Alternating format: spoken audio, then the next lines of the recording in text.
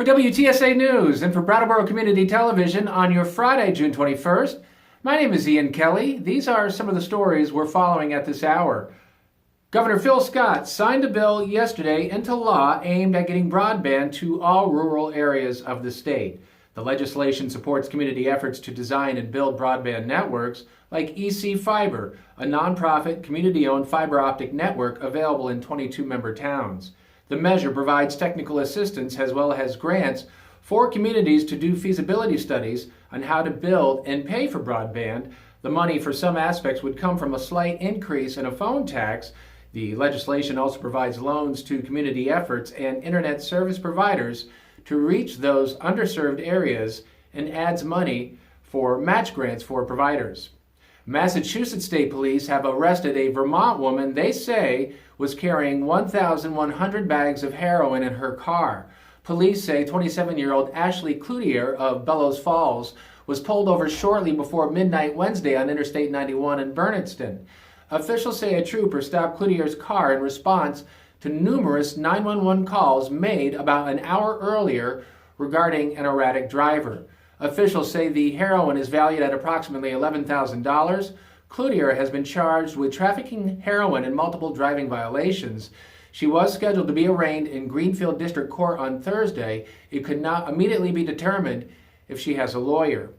A group of 33 Vermont school districts is taking their fight over forced mergers to the state Supreme Court. A Franklin County judge this week ruled against the districts.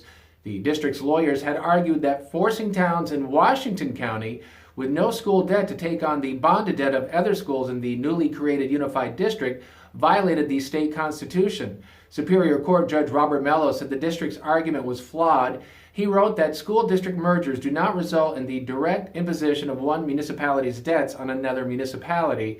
Existing debt is transferred to the newly created trustee school district.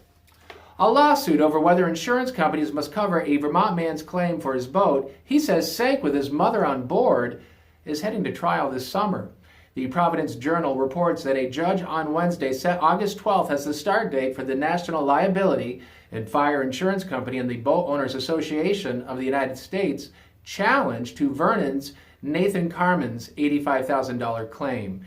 The insurance companies allege Carmen committed fraud by deliberately sinking the 31-foot boat in September of 2016 after he left Rhode Island on a fishing trip with his mother. Linda Carmen was never seen again. He denies the allegations and in a countersuit says the insurers breached their contracts.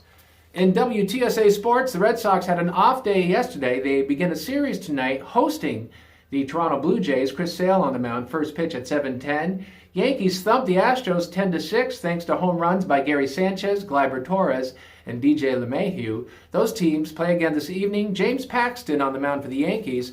First pitch is at 7:05. For WTSA News and for Brattleboro Community Television, on your Friday, June 21st, first day of summer, my name is Ian Kelly.